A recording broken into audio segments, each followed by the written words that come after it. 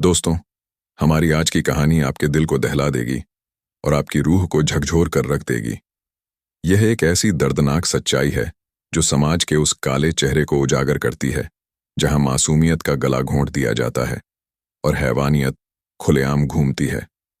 यह कहानी है आरूही की, एक बेसहारा लड़की जो दीपावली की चमचमाती रात में उम्मीद की तलाश में थी, लेकिन एक मददगार के भेस में छुपे दरिंदे विहान ने उसकी जिंदगी को तहस नहस कर दिया।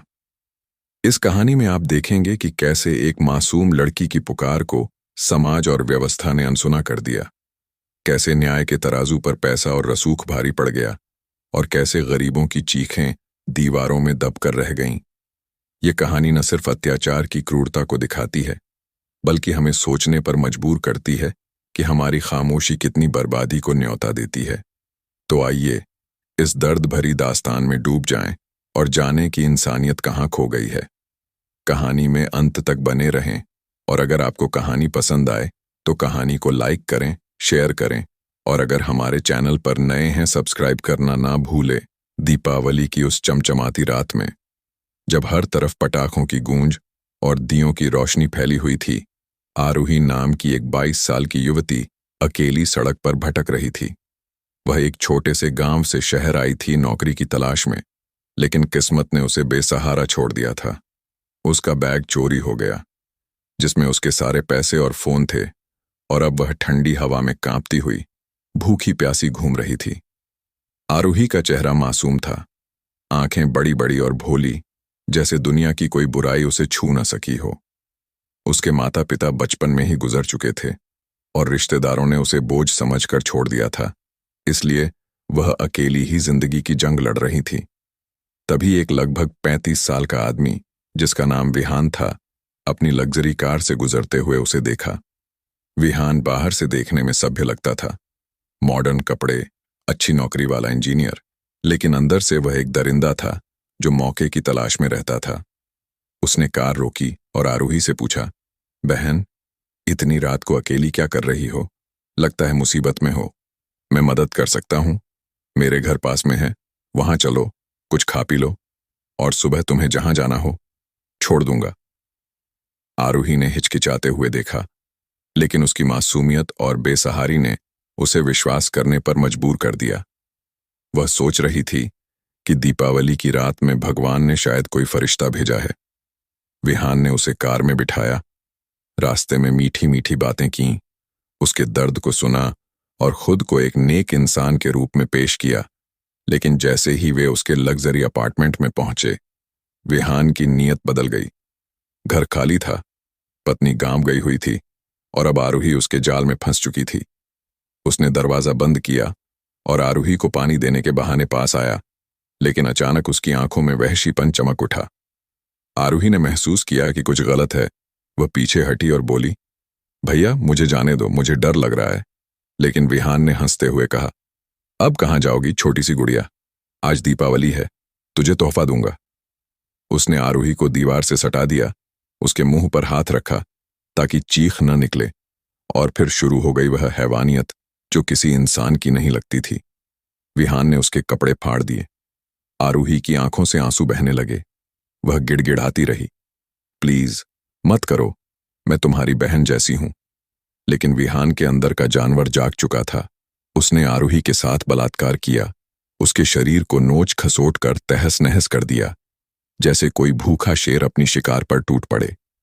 आरूही की चीखें कमरे में गूंजती रहीं, लेकिन बाहर पटाखों की आवाज में दब गईं। कोई सुनने वाला नहीं था। वह दर्द से कराहती रही। उसके मन में बचपन की यादें घूम रही थीं, मां की गोद, पिता का प्यार, लेकिन अब सब कुछ छिन चुका था। आरूही रात भर फर्श पर पड़ी रोती रही।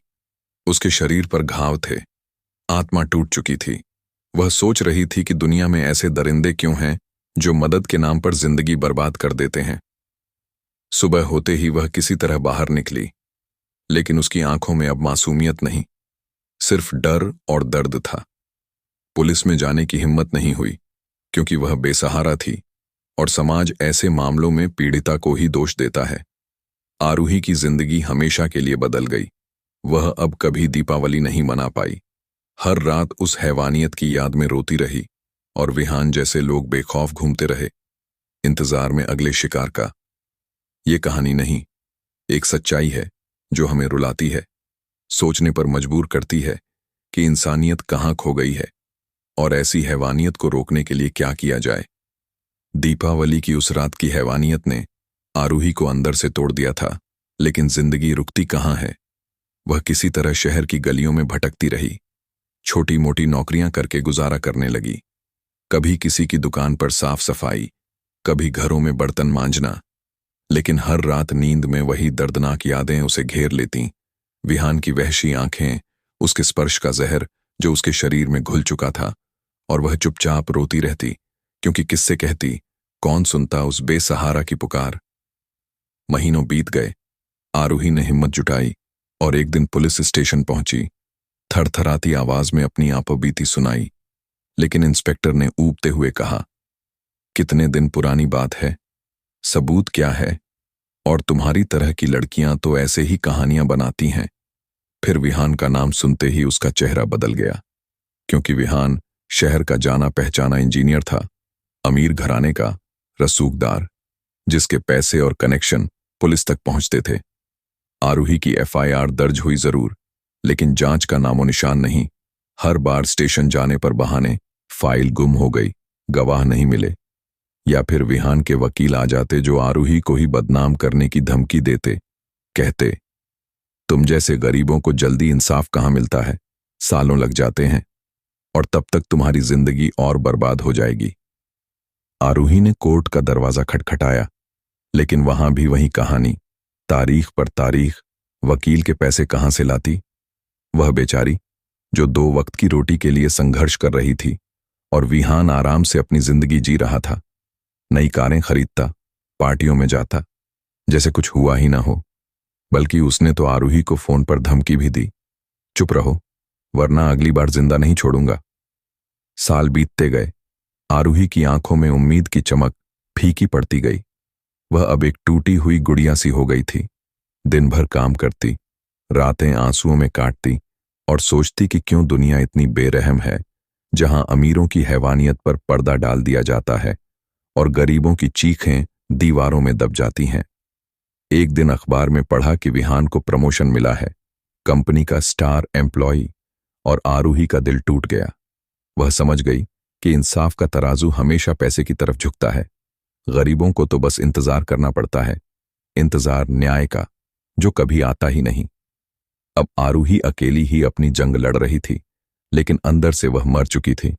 हर दीपावली पर दिए जलाने की बजाय अंधेरे में छुप जाती, क्योंकि रोशनी अब उसे डराती थी, और विहान जैसे दरिंदे दुनिया में बेखौफ घूमते रहे, अगले शिकार की तलाश में, जबकि आरूही जैसी मासूमों की कहानियां बस यादों में सिसकती रहती, हमें याद दिलाती कि समाज की ये सच्चाइयां कितनी दर्दनाक हैं, जहां इंसानियत की जगह हैवानियत राज करती है और न्याय गरीबों के लिए एक दूर का सपना बना रहता है।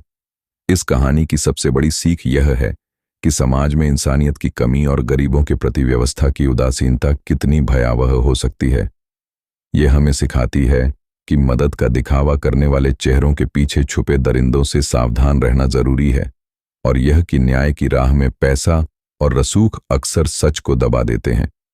यह कहानी हमें झकझोरती है कि हमें एक ऐसे समाज का निर्माण करना होगा जहां हर इंसान की आवाज सुनी जाए, चाहे वह कितना ही बेसहारा क्यों न हो, और जहां हैवानियत को सजा मिले, न कि गरीबों की चीखें अनसुनी रहें। यह हमें यह भी सिखाती है कि हिम्मत और जागरूकता ही वह हथियार हैं जो ऐसी बुराइयों से लड़ सकते हैं, और हमें दूसरों के दर्द के प्रति संवेदनशील होना चाहिए ताकि कोई और आरूही ऐसी त्रासदी न झेले। अब एक सवाल आपसे कि इस कहानी को सुनने के बाद आपकी आत्मा क्या कहती है? क्या हमारा समाज वाकई इतना बेरहम हो चुका है कि एक बेसहारा आरूही की चीखें अनसुनी रह जाएं और विहान जैसे दरिंदों को बेखौफ घूमने की आज़ादी मिले? या फिर हम में अभी भी इतनी इंसानियत बाकी है कि हम ऐसी मासूमों के लिए न्याय की आवाज़ उठा सकें? अगर यह कहानी आपको प्रेरित करती है, कमेंट में बताएं कि आपको इस कहानी से क्या सीख मिली। प्यारे दोस्तों, आपको यह कहानी कैसी लगी? कमेंट बॉक्स में ज़रूर बताएं। कहानी अच्छी लगी तो वीडियो को लाइक करें और मेरा चैनल दुनियावी कहानियां को सब्सक्राइब करें। और अपने दोस्तों के साथ शेयर करना ना भूले। मिलते हैं अगली कहानी के साथ। तब तक के स्वस्थ रहिए, मस्त रहिए और अपने परिवारों के साथ खुश रहिए। पूरी कहानी देखने का आपका दिल से धन्यवाद।